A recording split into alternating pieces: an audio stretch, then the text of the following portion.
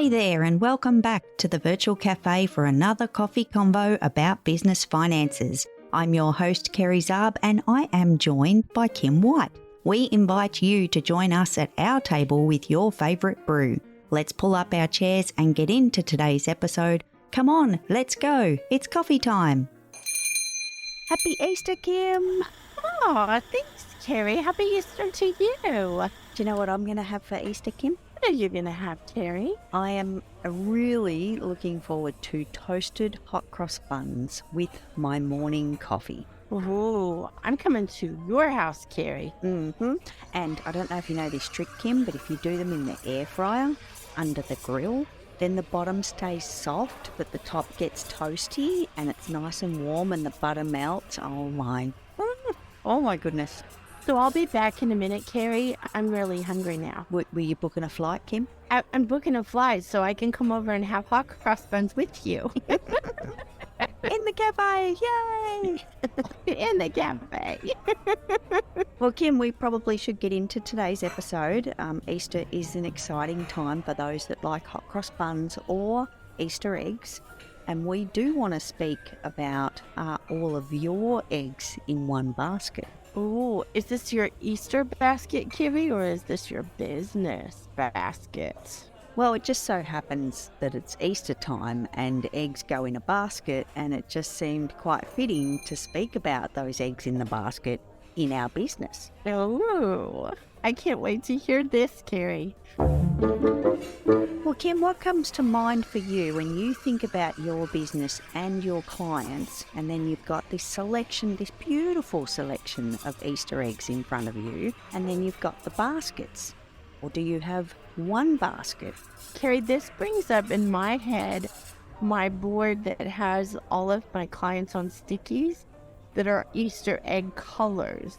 Oh, yes. So I think this is very interesting. I need you to tell me more.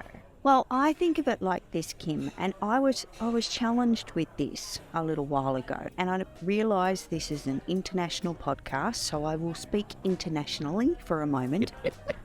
Because here in Australia, there are kind of tax laws about your clients and the percentage of income coming into your business, so the sales that you're making in your business from one client.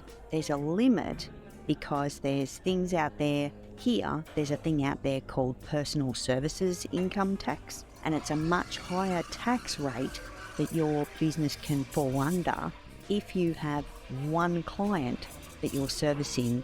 100% of your business income is coming from that one client. And I think it ranges down. Don't quote me on this because I haven't looked this up for some time because it hasn't been applicable to me for some time. But when I learnt of it at the time, which was a few years back, I think you had to be under 80% of your revenue from one client. So essentially what that taught me, I didn't want to pay personal services tax because it's a much higher percentage. But number two was, it was actually a good lesson learned because we shouldn't have all our eggs in one basket from one client, because if something changes in that relationship or their business, all of the above, we're in a little bit of trouble. Yeah. If we're relying on one client and one revenue stream, that could be a little bit messy for us, and that could come at a not great time for us. So Kim, that's what I mean by having all your eggs in one basket when we think about our business revenue. Oh my goodness, Kerry, that is like scary and very intriguing that it has to be under a certain percentage. I think of the difference between owning a business and having a JOB. You know, when you have a JOB, that's having one client. You're working for one place. If they do a layoff or if they close their doors, there's not another option. So I feel like you are tapping into a whole lot of things, Kerry, and opening a can of worms. I could be, and not intentionally, and not to scare anyone, because firstly, let me say, and you guys know there's the little disclaimer at the end of the show that we just speak about our experiences. We want you to reach out to your own tax professional especially for where you are in the world and the laws that are applicable to you. And again, don't quote me on the Australian rules because it's probably changed.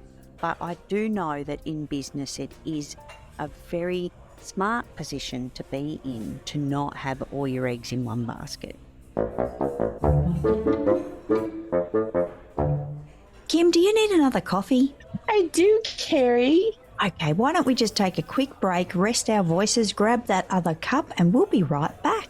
See you in a minute. Do you find your finances confusing or overwhelming? Well, guess what? You're not alone. I'm Kerry Zarb and I am your financial designer. It's time to take away those sleepless nights, all the stress and pressure we feel from those flippin' digits. Finances can be hard. This is why your seat at my virtual cafe is reserved in the Biz Beans Club. Our gatherings are held on the third Monday of each month at 6 p.m. Central Time, and I'd love you to join us to ask questions, gain access to resources so that you can get in control of your business finances. This is where coffee meets money. Are you ready? What are you waiting for? It's time for you to be in the driver's seat of your finances. All you need to do is click the link in the show notes of this episode to join us in the Biz Beans Club. Oh, Kim, that feels better. What do you reckon? Oh my goodness, Kerry, I can't wait to enjoy this cup of coffee with you. Me too. So what were we talking about, Kerry? Oh, I'm not sure. Hang on. Oh, there it is. Whether that looks like if you're a service-based business, you might have multiple clients that you service. You could also adopt some online income that's coming in because that's just coming in from various sources. So it's not classified, even though it's one stream from your website, say, that's not one stream of income because there's multiple people purchasing. So it's just something to think about in the risk that we hold in business and how we position ourselves in our industry and in our marketplace to make sure that if someone drops off for whatever reason, if you're a service-based business and you lose a client, you don't want it to be a large percentage because then you've got this all of a sudden panic mode of, oh my goodness, I just lost 60% of my income. What do I do now? How do I replace that with either one large client or multiple smaller clients? It's just stress and panic we don't need. Oh my goodness, Kerry, this is such a great topic because I think everyone coming out of the great freeze, as you call it, I think maybe they experienced some of this if they had a JOB or, well, even if they had clients.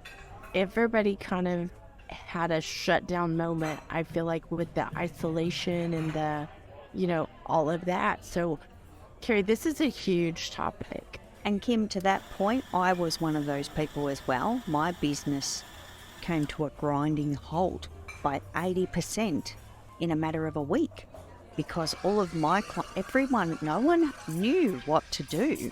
No one had been through this before. None of us knew how long it was going to go on for. And as you would remember too, Kim, and anyone tuning in, the media had this at such a heightened level of panic. You can't blame anyone for going, oh, hang on, let's just pause what we're doing for the moment. So I had weeks of time after the Great Freeze where everyone just said, we don't know what's going to happen. So we have to stop what we're doing so that we can sit back and watch this unfold to know what we can do. Everyone's revenue stopped. And if a business likewise, and I couldn't honestly even look at a client and blame them for that decision because if I was in their shoes, I'd be doing the same thing. You don't know if you're going to have revenue coming in. The world came to an almighty stop. Everything got put on pause. So that decrease in revenue in my business, although temporary at the time, could have gone on for a lot longer and could have been far worse. It was only a couple of months of that 80% drop, but then the rebuild came into it. because not everyone, the doors didn't suddenly open and everybody started trading and everything was back to normal. So there was that element of rebuild after that period as well. So if we look at that as a reflection of what can happen, it's kind of the same as all the eggs in one basket. So that's a good point, Kim. My goodness, Kerry, this is such a great reminder of what so many people went through, but it's also a great reminder to look ahead and not, like you said, not be fear-based about it, but just be paying attention. Kerry, what would you suggest someone who they're listening to this and they realize they have one client or maybe they have two clients? What would you suggest they do if they feel like they're maybe maxed out? Maybe they're not understanding how to create a little bit of, variable situation. What would you suggest somebody does? And Kim, that's a really good situation to highlight in this episode and this conversation, because that is majority of those out there, small businesses, entrepreneurs, brand new entrepreneurs, often start with one client. And majority of those people, what comes to mind for me is someone that might be working as a virtual assistant and they have one client and maybe they've got a young family and they're working 15 hours a week. And because they've got a young family, maybe they can't work any more hours. However, this client that they have is supplying them that income. It's a perfect scenario. They've got the flexibility and they're working to their potential and they can still be with their family and do all the things that they need to do in life. So it's an interesting scenario. For those people, sometimes that's something that may be a seasonal thing. So they may do that for a year or two and then think about making a bit of a change. There may be no reason right now for them to actually change that environment. And if they want to, they can. And for anyone else that isn't maybe as limited in their earning potential or the clients that they can take on, the biggest thing is making the plan. We look at where we are today, and if we go, okay, yep, I've got a few too many eggs in one basket, it's not ideal, I'm hearing what they're saying and I want to make a change, don't panic. Don't think that, tomorrow I've got to change this and I have to action and make this work better so that if this happens, I'm in a better spot. You could stage this over 3 months, 6 months, even 12 months to make a change in your business to flip the percentage of revenue coming in from different sources.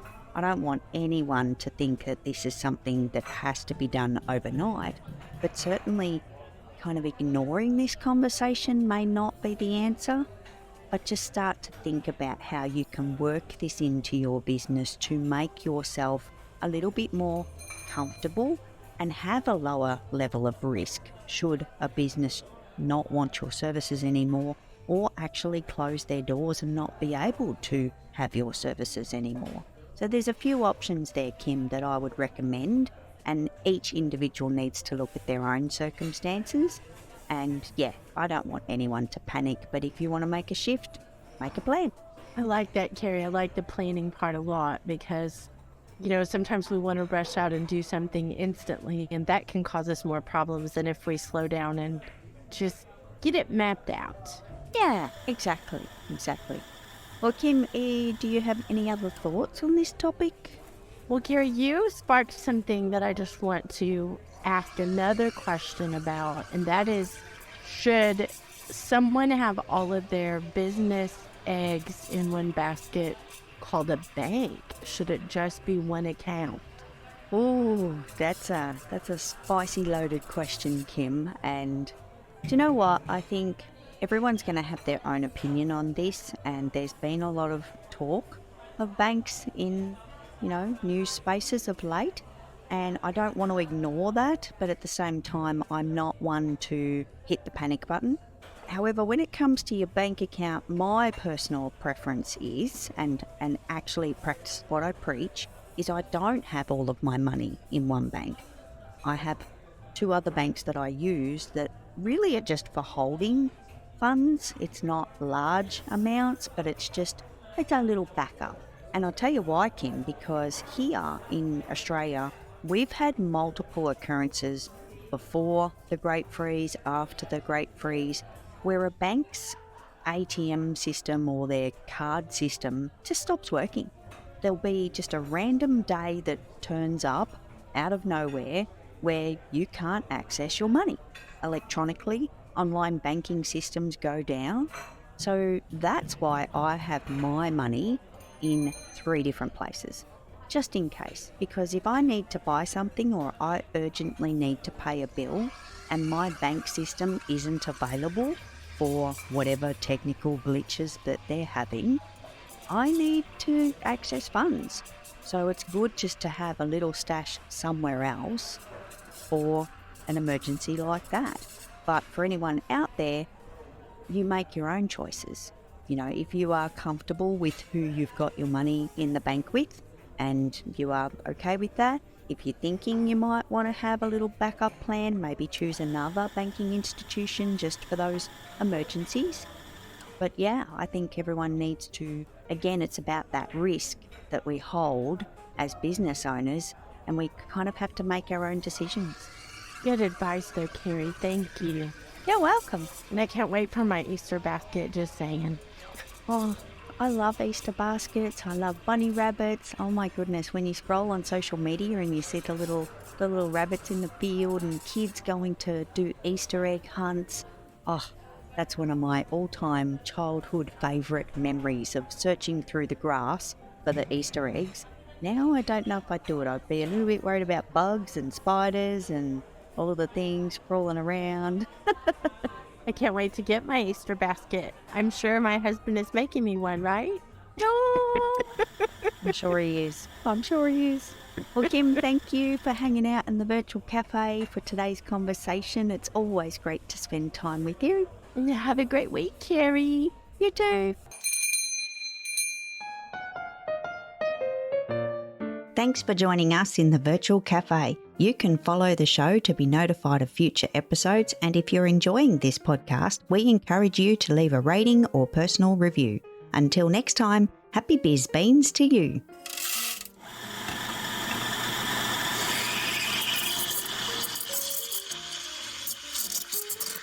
No beans were harmed during the production of this podcast. Information contained in this podcast should be taken as general advice only, and your personal circumstances have not been taken into account. It is recommended that you seek financial advice from a professional who is licensed to do so. If you choose to act upon the general advice shared, you do so